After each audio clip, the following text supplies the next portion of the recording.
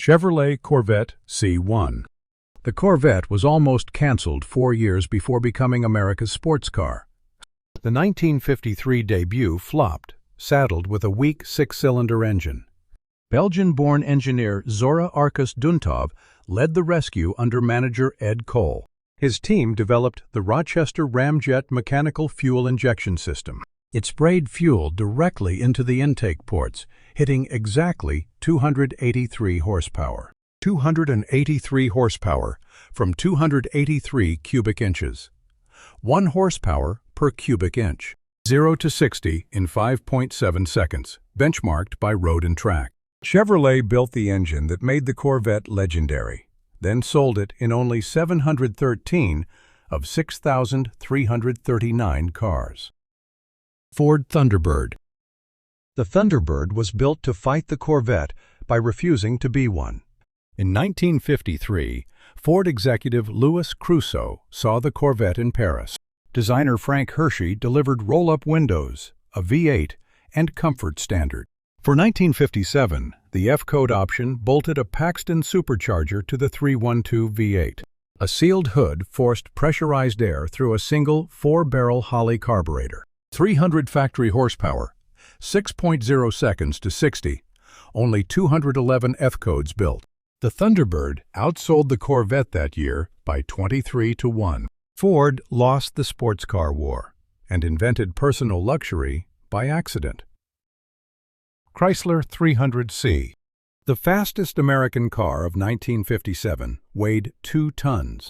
Designer Virgil Exner introduced the forward look for Chrysler in 1957. The 300C became the third entry in Chrysler's letter series. The 392 Firepower Hemi V8 used hemispherical combustion chambers for airflow. Dual 4-barrel carburetors delivered 375 horsepower to the rear wheels. It hit 134 miles per hour at the Daytona Flying Mile. Chrysler built only 18 units with the 390 horsepower racing camshaft. America's fastest production car came wrapped in leather. Bankers bought it. Pontiac Bonneville. The Bonneville was Pontiac's halo car, built in exactly 630 units. New general manager Bunky Knudsen launched it on January 11, 1957. Knudsen shipped 1 convertible to every single Pontiac dealer in America. Under the hood sat a 347 V8 with Rochester mechanical fuel injection. The system fought cold starts and idle, so owners swapped in carburetors. The sticker read $5,782. A Cadillac Series 62 convertible cost $4,781.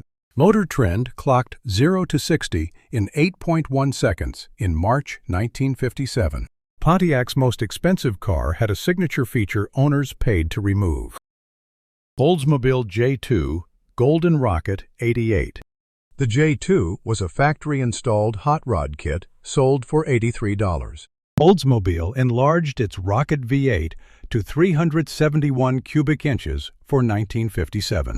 Engineers built the J-2 option to dominate NASCAR, recruiting Lee Petty. 3 Rochester 2-barrel carburetors replaced the standard single 4-barrel setup. Past 75% throttle, vacuum linkage opened the outer carburetors simultaneously.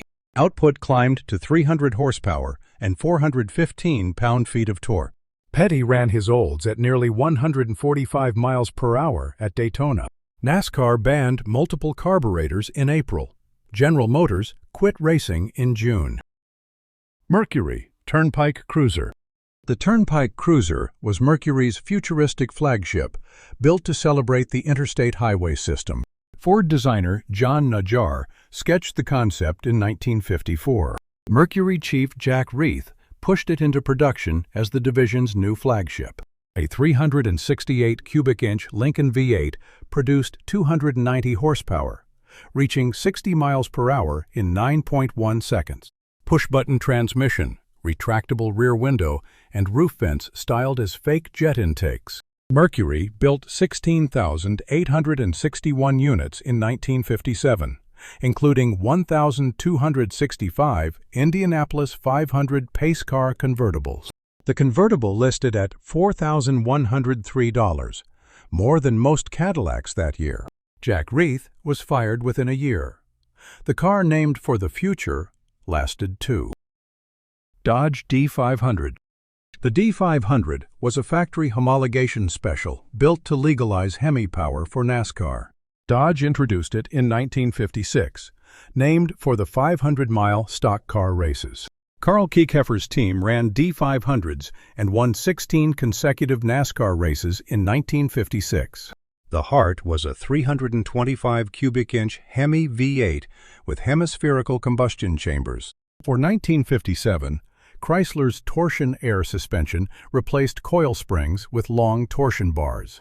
A 1956 D500 set 306 speed and endurance records at Bonnevilles Salt Flats. Hot Rod magazine clocked it from 0 to 60 in 8.8 seconds. Dominant on Sunday, falling apart by Monday.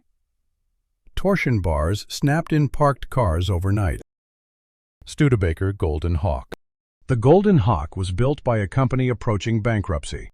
In 1956, the car used a heavy Packard V8. When Packard engine production ended, Studebaker switched to their own 289. Engineers bolted a McCulloch centrifugal supercharger onto the smaller V8. A signature bulge on the hood covered the pressurized carburetor enclosure.